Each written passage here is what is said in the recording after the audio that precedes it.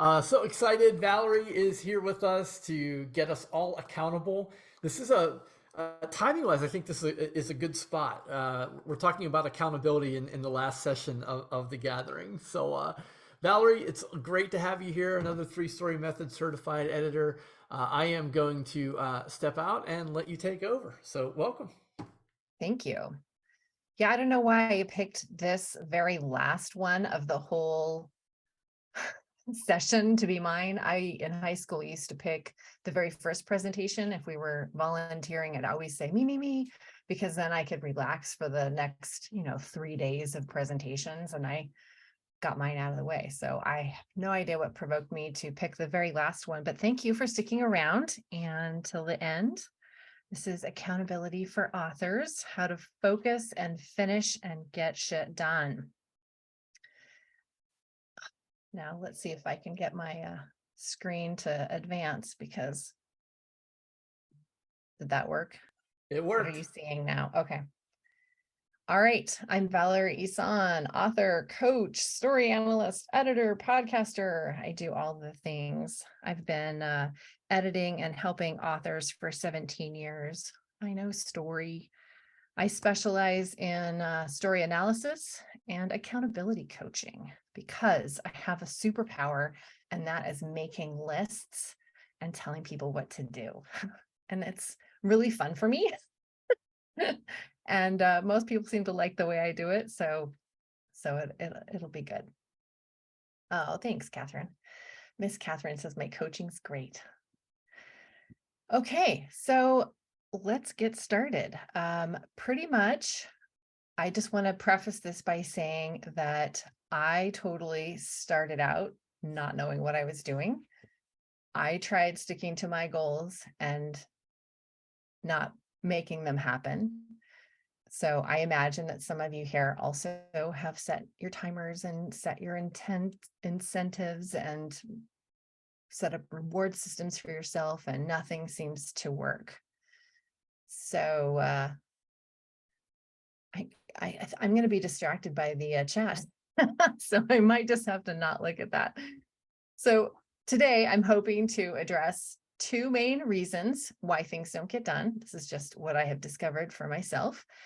What else could be stopping you, and come up with a concrete, actionable plan here and now. And we'll try it together so you can sort of see how it works in action. It took me a long time to be a writer. So I'm going to start out with some personal stuff. I wrote my first story in third grade. They were Little Miss Mysteries. I think one had a crow in it, stole some jewelry. I can't remember now. After writing that first story, I spent over a decade wishing that I had some way to express my angsty, late teenage, early 20s years. And my sister was an artist. She drew and she painted, and I was friends with thespians and musicians. And I just, kind of whinged to myself all the time about not having a way to express myself, until one day, I think I was 22, and I was writing in my journal about how I had no way to express myself. And I was really mad about that, which was really stupid because I was writing every day in my journal, and it kind of clicked that one day. Oh, I do have something that I can do to express myself. So after that, I spent over a decade taking writing classes and playing with the written form in a bunch of different ways. And then 13 years later, I published my first book. So it took me a really long time to kind of meander to this place. And because it took me so long, I felt really hurt when people would say to me, well, you must not want to be a writer if you find so many excuses not to write. And things like, well, if you wanted it bad enough, you'd make it work. So those were particularly difficult for me to hear, because then, of course, all the self-doubt shows up. So not only am I thinking like, well, maybe I don't want it bad enough, because maybe I'd make it work then if that were the case. So is writing not my calling after all? How could I want something so bad and not make it happen? Does that mean that the desire was inaccurate? Then I started doubting my intuition and my process and my word choices. So yeah, self-doubt is definitely a negative spiral that I'm sure all of us at some point have experienced. I didn't know what was stopping me from getting my things done, why I couldn't find time to write, why I couldn't sit down at the page, why all my plans fizzled out, my projects just, I'd have these plans and nothing would come of it. So I started telling myself a story, and that was that I had great ideas and no follow through, which is its own negative self-spiraling self-talk that, yeah, some of those narratives are pretty nasty. So because I felt like I had this great lack, I started obsessing over other people's days. And I wanted to know, like, I wanted to be that fly on the wall. I just wanted someone to hold my hand and walk me through what it was to be a writer, how they spent their days, how they got their work done. And more important, like, why is it that I couldn't do it? And so I started in the process of obsessing over other authors' days was listening to absolutely everybody that I could find that could tell me how to do it the right way. But listening to other people in a blind panic ensured only that it wasn't helpful. Taking advice from everyone doesn't really work. And I still didn't know what to do after all that. So this continued patterning of not finishing my tasks and that negative self-talk and that self-narrative that was so firmly ingrained, was super hard to break out of. And then, of course, the burnout happens because you're just spinning your wheels. You're trying to do the same task over and over, and it's just not working.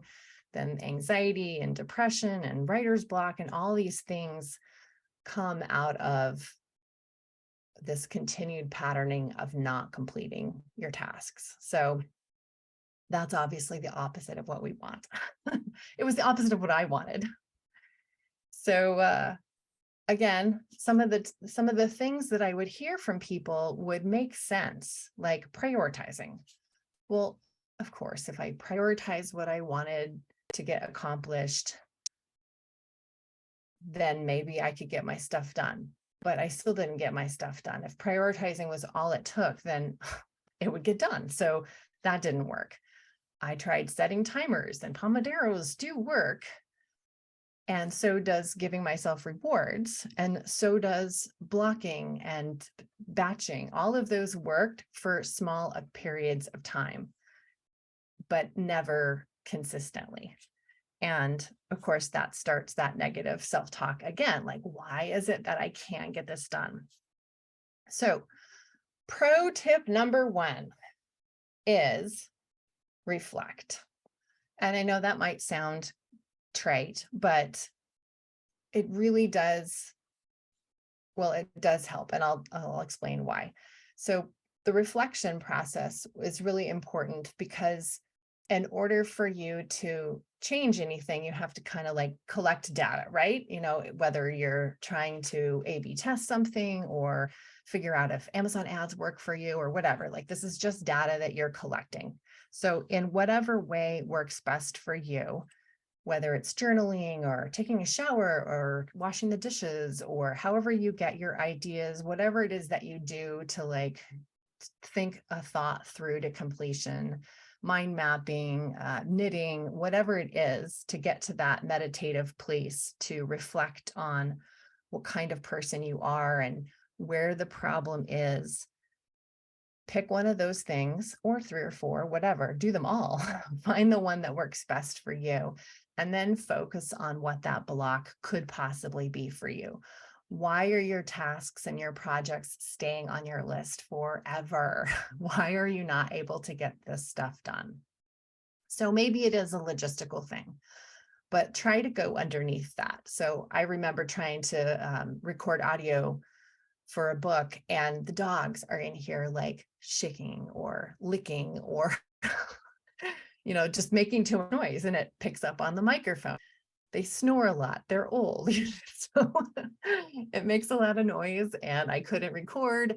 And I tried different times of the day when they were not in the room, but then the cars would go by and then the recycling trucks. So that was really frustrating. So finding time when it was quiet, when I could record, was maybe a logistical thing that maybe that really wasn't the issue. So writing underneath that, journaling is what I chose for my reflecting. So writing underneath that, what's stopping me from finishing? What's stopping me from even starting? Is it because I'm afraid I'll be judged? Is it because I don't really like the idea after all? Is it because somebody else said I should do it and it's not my idea? Is it not really the right time to do it at all? Like, try to just journal through or mind map through the process, reflect on your situation, what's underneath. I think of it kind of like onion journaling, or where you write something down and then you say, okay, what's the next layer? What's underneath that? And eventually, after you go layer by layer, you'll maybe find what that trigger is or what that block is, and you've gone deep enough when, I don't know, for me, it's kind of like a sigh or a not a gasp, but just sort of like, oh, it settles into my body. Like, there's that truth. That's the epiphany. That's what I've been writing towards. So figure out where your block is through whatever reflection method is your best. And then also consider your personality traits. Are you an early riser? If you are, then you will probably never write in the evening after you put your kids to bed, because you're toast by then. You're a morning person. So don't try to write at night. It's just not going to work. Do you like to be in control? Can you ask for help? Do you co-write? Do you like working in a team? Figure out the pieces of you, like Abe was talking about your strengths and your weaknesses, and pairing those up with your co-writer. So figuring out what your strengths and weaknesses are might help you come up with what your block is, but also how you can maybe get past that. All accountability really is just doing what you say you're going to do, whether that's telling yourself that you're going to accomplish something, or promising somebody else, or doing, having a client deadline, something like that. So how you get your stuff done depends on what motivates you. And here's the kicker: what motivates you to do your projects with ease and grace and joy and confidence, it has to be sustainable. Yes, you can accomplish anything for a short period of time. You can, master everything, anything. But if you have to do it for a long period of time, are you going to be able to do that with ease? Are you going to be able to do that with joy? So figuring out what motivates you. Do you like validation?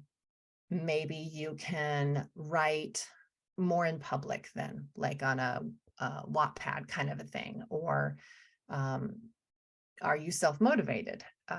Do you need to have somebody else tell you what to do? Do you need somebody else to be accountable to? For instance, I had a client once that had piles of lists of things that she wanted to do for her business, but the only ones she ever got done were like patient related things that she had promised to other people.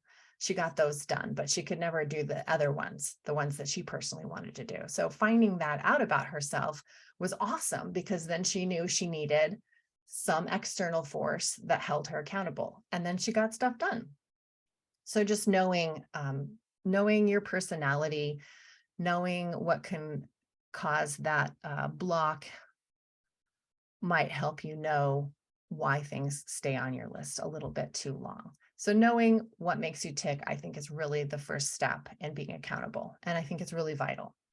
It might take you a little bit of time to get through that. process, but I think it's super important. Pro tip number 2 is checklists. Here's my superpower. I really love checklists. And the cool thing about checklists, I'm going to wax poetical a little bit here about checklists. The cool thing, number 1, is it doesn't matter if you're the type of person who likes to dip in and out of projects, multiple different ones all the time, even during the day or the week or the month, or if you're a focus on one thing at a time kind of person, which is where I thrive. Because the legwork is the same. You're going to come up with a checklist and you'll know what you have to do, and then you can dip in and out however it works best for you. Other things that are rad about checklists are it's step by step. It's like color by number or paint by number, those things. Do you remember those? Or those, this is going to really date me, but I still see them around every once in a while, those velvet marker posters. Those were rad. When I was a kid, we would get the velvet ones and you'd color them in and frame them for your bedroom. Some of you are remembering them. So checklists are rad. You got a step-by-step version of what to do until your project is done. You know what step you're on. So no matter how long ago you left the checklist to go do a different project, or maybe you've been ill, or maybe you traveled, or if you've got chronic health issues and sometimes you just can't write for whatever reason, no matter where you are, what step you're on, when you get back to the list, you know where to start. And that just gives me so much like relief. And I love making schedules for myself because those are just lists too. Maybe I've decided Monday is going to be the day, that's my CEO day. It's where I do all my paperwork and my accountability meetings, and Tuesday afternoons might be like client meetings, and Friday might be like education day where I'm a number 1 input on the Clifton Strength. So I really love to like gather a bunch of information through learning and reading. And so maybe I can like set aside a day of the week where I can just really let my number 1 input play in a sandbox and have fun. And so that's a list, that's a schedule. I have checklists for my dog sitter. So if you've got any support systems that you rely on in your author business or in your personal life, if you need someone to help you out, having a list that they can work off of is great. It's vital. I mean, it's a lot of the guesswork is taken out. The communication is right there. It's a clear list of what needs to be done. They're great for your VAs.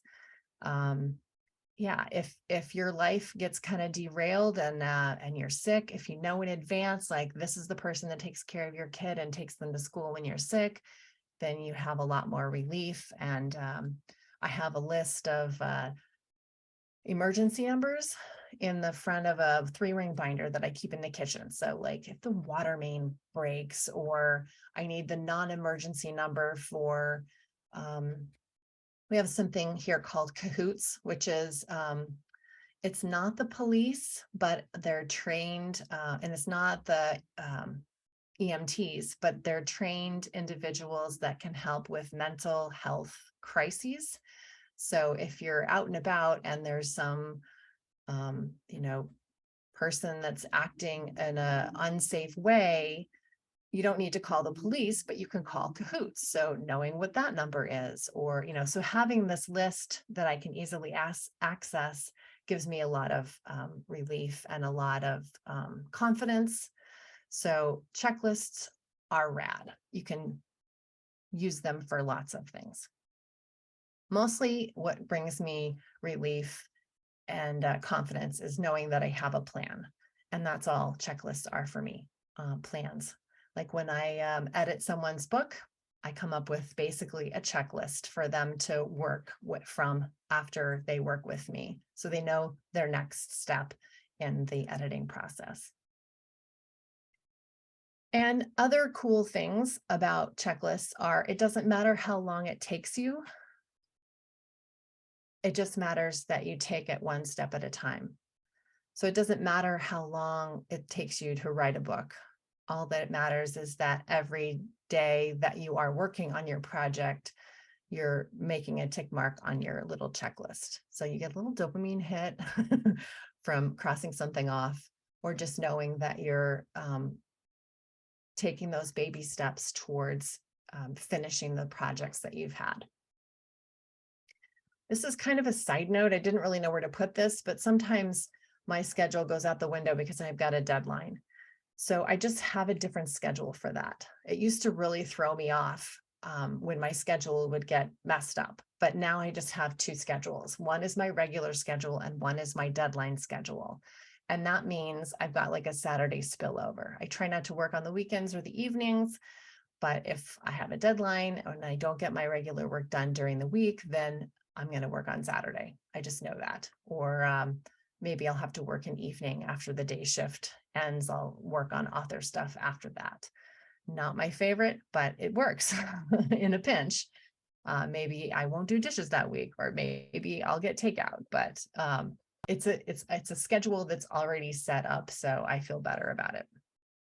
And then, of course, if life throws you a curveball, just ditch the plan, make a new list, and you'll feel better. All right. Wonder if I should like check in with the chat. Is there questions that are coming in, or are they just comments? And Yeah, more like conversations. okay. All right. Here's a secret. I'm going through this a little bit faster than I thought, but I think I'm gonna, well, never mind. That comes later. Okay, so here's my secret. I'm gonna call this pro tip number 3. It took me 24 years to figure this out, you guys. So here is a fast track to pro tip number 3. If you have something that is on your list for more than 2 weeks, so like you've got this week I'm going to accomplish this and this and this. And then the next week you look at your planner and you think, okay, well, that didn't get done, so I'm going to forward it to this week. I'm going to get it done this week. And the same thing happens next week. You don't get it done. So week number 3, you're faced with putting the same thing back on your list to do this week. So if you have something that shows up on your list more than 2 weeks later, I think it's because of 2 reasons for me, but I'll share my insight and maybe it'll work for you. One reason is you just don't want to do it. And that was mind-blowing for me. If the reason why I couldn't get something done was because I didn't want to do it, that didn't mean I was lazy or anything. It just meant, well, it meant one of these things. I either would just do it because I was tired of telling myself I was going to do it. It was only going to take 15 minutes. I'll just call the cable company right now, get it off my list, that kind of stuff.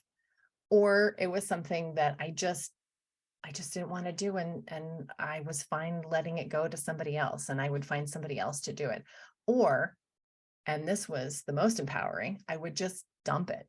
I would delete it. I would cross it off completely. And I have a different system in my planner. So when I finish a task, I put a little check mark next to it, or I'll cross it out.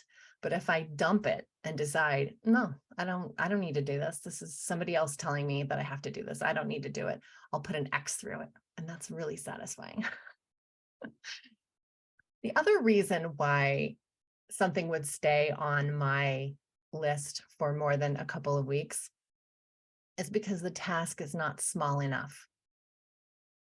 There's more steps to it, and that's why it's not getting done. So that's my key to make a list, another list.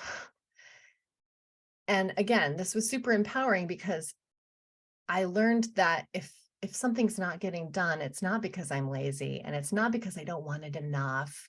It's because I didn't have a system in place to allow me to focus. And that's really what those checklists have done. So I've started using author action plans. And that's just a fancy word for checklist, but it's curtailed and devoted to a project in particular. So one project would then be broken down into tiny little steps, a checklist, if you will. And then I could easily go through those steps. And it wasn't amorphous stuff like, the author action plan wouldn't be like marketing. That would be way too umbrella, way too big. But maybe it would be coming up with a social media campaign. And then I would write down all the steps that I would have to do to create a social media campaign. And they'd be small steps. They'd be something that I could accomplish within one day or 1 week that I could cross off at the end of the week and get that one step done. And then the next week I could go to the next thing on the list. So that's what an author action plan is. So I want to pick somebody, or one of you can volunteer that I'm hoping that we can just make an author action plan right now. And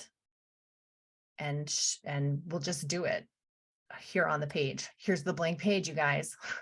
Yeah, So I can bring someone up as a panelist so we can see them and hear them, or you can just come up and turn your camera off and just talk through your microphone, however you want to do it. Who wants to step up? Yeah, I haven't even been looking at the chat, so I don't know. Does somebody have a project that they are struggling with, that they want a little more clarity on, or they just feel like they don't even know where to start? Or great chance to get some free help. Free coaching, you guys. Lily will do it. All right, Lily. Right on, Lily. Or Catherine. Lily or Catherine? See, I ain't doing that in public. Catherine says Lily, so we'll bring Lily up. All right. Here she comes. Hi. Hello. Okay, so do you have a project in mind? Yes, the revision for my work in progress. Revision, work in progress. Okay, so what stage are you at right now?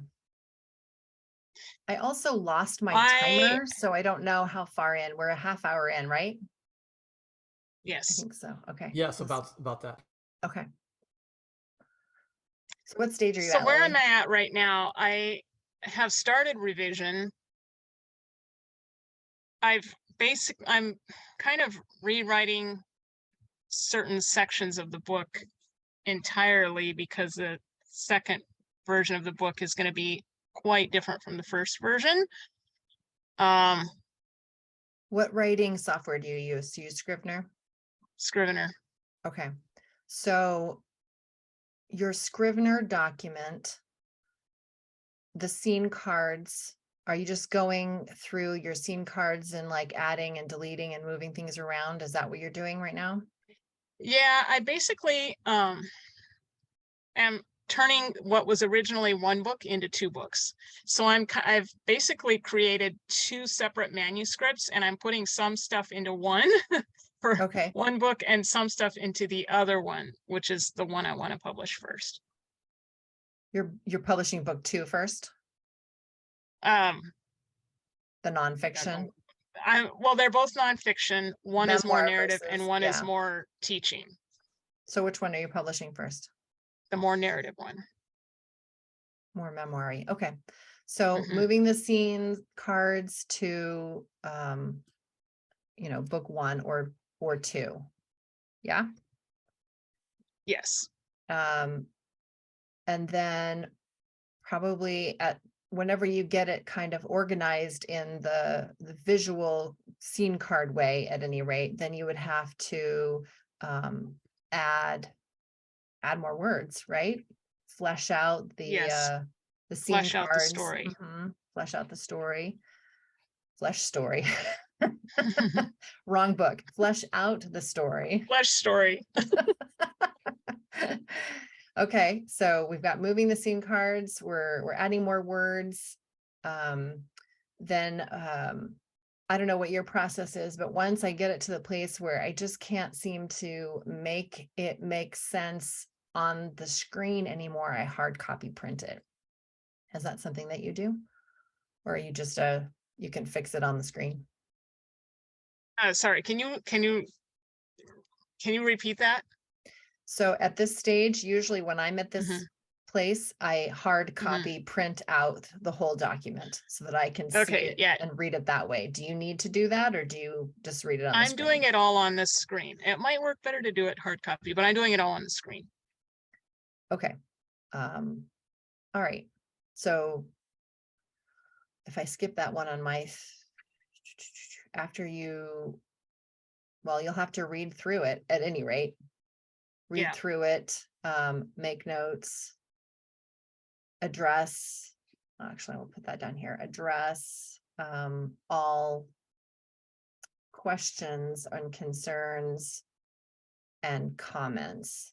It's like I leave myself comments when I'm writing in Scrivener. Mhm. So, or any highlighted areas, whatever, just basically make it look like, you know, a whole book. Yeah. Anything that's got like brackets or insert scene here, all of that's taken out. So you've addressed everything. And then you would get a story diagnostic, right? Right. And then you're going to address, rework, revise, whatever notes you get back from the diagnostic. I'm just writing shorthand here, you guys, because I'm on the clock. But normally, of course, this would all be in complete sentences and such. And my editor brain is deliberately turned off right now while I do this. So then after you do that, are there any other concerns that I'm skipping in here that you think that I'm missing, or places where you think you're going to get stuck and bang your head against the wall while you're doing it? Like, can we make any of these smaller, these steps? Yeah, that's what I was just thinking. I'm wondering if some of these could be broken down further. I mean, some of these are gonna take more time than others, but I can't think of any way to break it down into smaller steps other than to like read through. It might be, that might be broken down, but it's all the same. So the first thing you would do then is continue moving your scene cards to either book 1 or book 2. And then once you feel like that's done, then you need to go in and write those scenes that you've left blank, flesh out the story anywhere that you need to, work on transitions.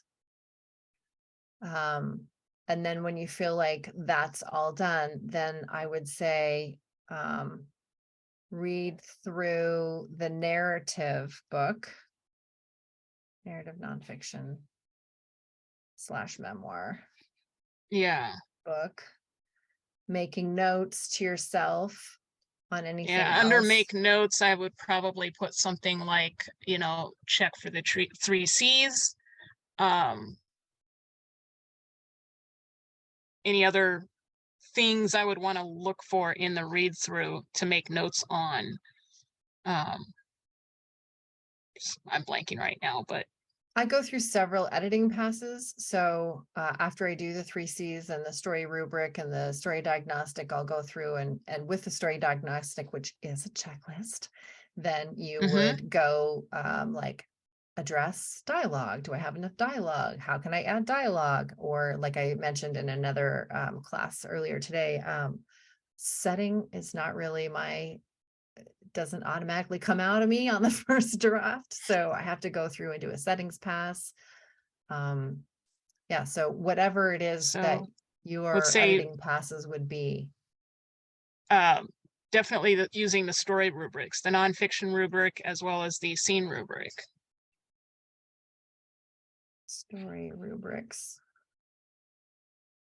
And then, you know, just to be realistic, like probably you'll do that 2 or 3 times, I would imagine. Everything that you need to address, you will do an editing pass. So if I were handwriting this, because I'm kind of a planner nerd, I would make little squares, which I can't do here. Oh, look. There they are. There, I can check mark a box every time I do an editing pass with a story rubric or a scene rubric. And then once you finish doing all of that, then I would go through another read through just to make sure everything makes sense. Read through for clarity, let's say. And then And then the next step, addressing all the questions, concerns, comments, that should be self-resolved. That's not actually a separate step, but that's I don't know, like more of a destination, I guess. Like you'll be at this point once you do the first steps, then once you get to address all questions, then you'll be done with that. And then you pass it off to somebody else's eyes, fresh eyes. And then while you are waiting for that story diagnostic, this is great time to do admin, doing web page stuff, newsletter stuff. Are you doing a Patreon? Do you need to buy ISBNs? All of those publishing things, all that nitty gritty stuff. Cover ordered. What's that? Get the cover ordered. Cover ordered. Yeah. So, or if you're getting any book blurbers, Well, and in this particular case, maybe also get started on the other book that's related to this one. You could, yeah. But I like the idea of doing stuff that's related to this one, though. I would. How about? Oh, here we go. This is going to make my listy superpower feel really good right now. I'm going to say, make a list. Your next list item is to make a list for book 2. Because maybe you are somebody that needs to jump from, maybe you're an Abe or a JP where you just need to have your multiple ideas, multiple projects and dipping in. And that just kind of makes me crazy. So while I could make a list for book 2, I certainly wouldn't start on it for me. But if I, keep getting interrupted because shiny squirrel and I have all these ideas for this other book, this is a perfect time to at least make that list while you're waiting for the story diagnostic to come back. And then of course, doing all the diagnostic changes. I sent you a publishing checklist. I think, was that you that I sent it to? I sent somebody a publishing checklist. Ooh, somebody wanted my checklist, so I sent it to them. I think you sent it on Slack to everybody in the mastermind. Oh, okay. All right. So I have a publishing checklist. And so all of those little nitty gritty things are on there. So that would just be something else that you could look at the end. And then after that, of course, you've still got your send it to the line editor. And then, you're going to do formatting and more publishing tasks. Anything that I have forgotten?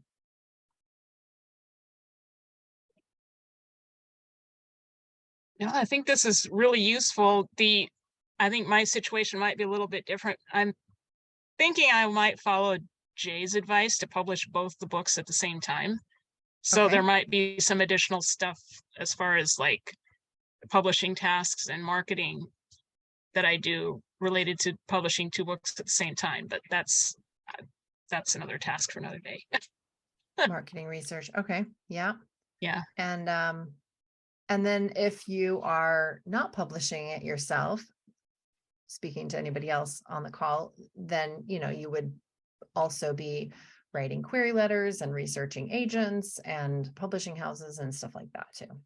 That could also be on your list if you're going the trad route. So this is kind of an example of an author action plan.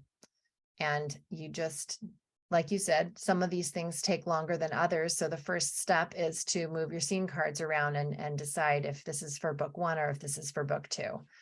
And, that might take you 15 minutes or it might take you 3 days, or maybe you've got an author or like a client deadline and you can't get to this till next week, so it's just going to take however long it's going to take. But there's so much, I don't know, like I have so much comfort in having the list, because then I brain dump it all down and I don't have to think about it anymore.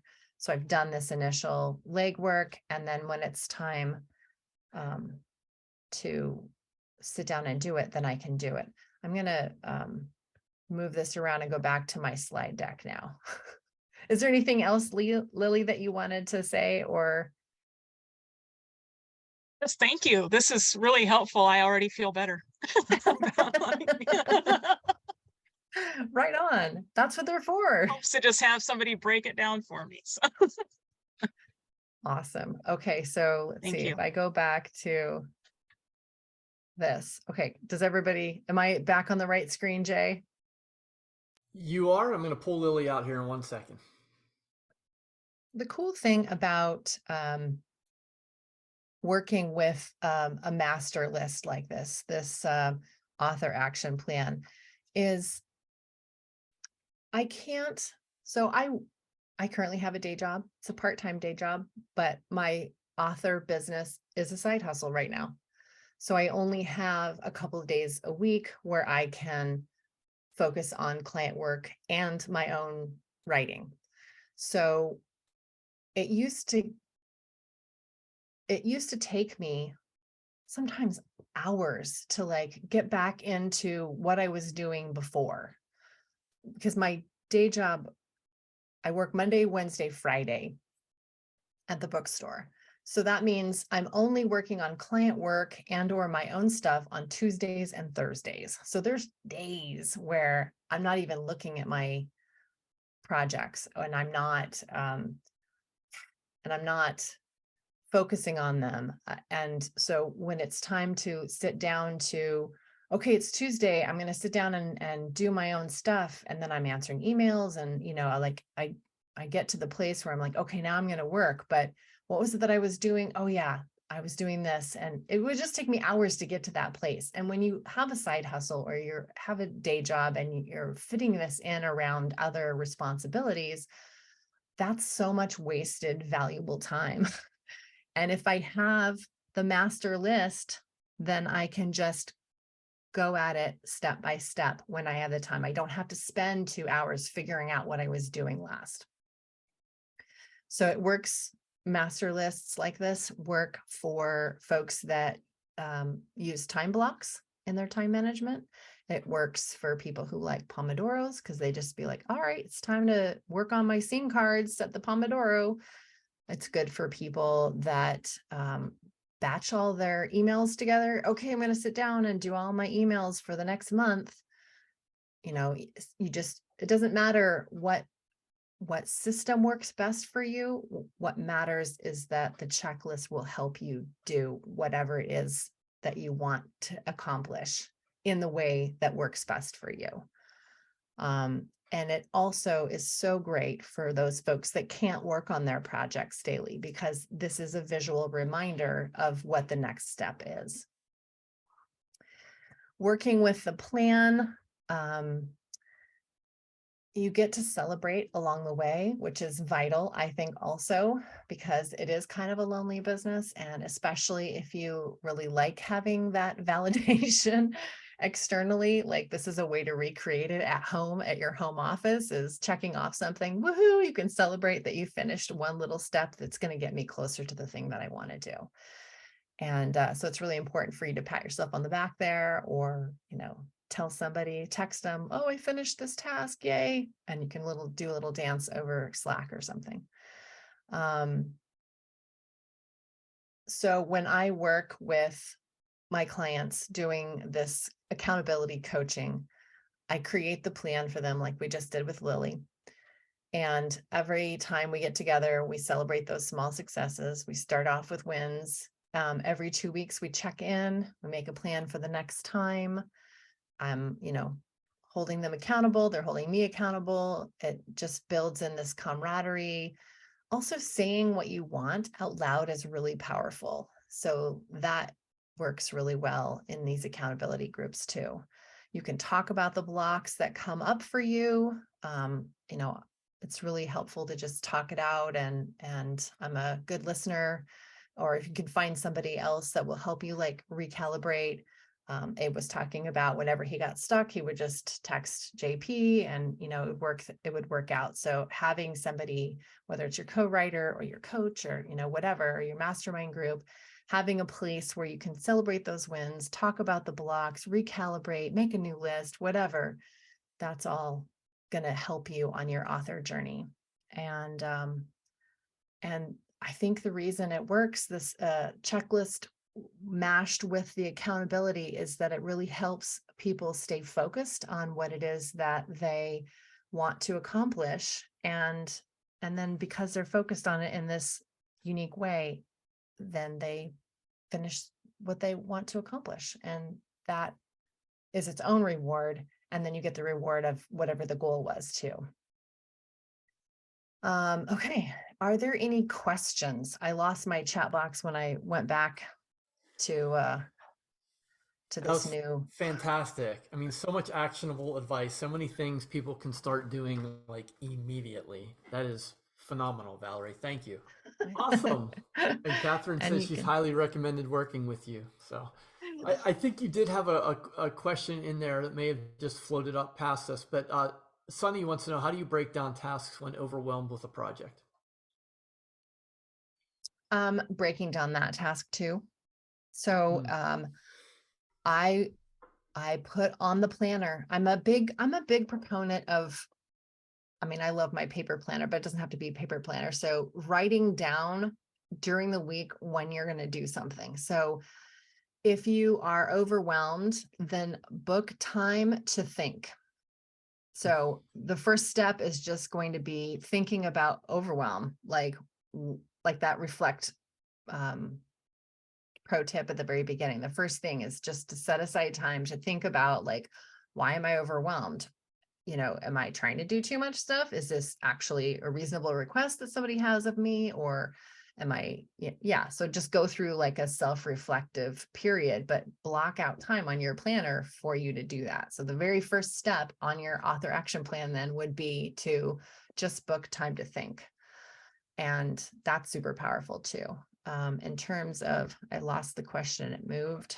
So what was the actual breakdown tasks when overwhelmed with a project?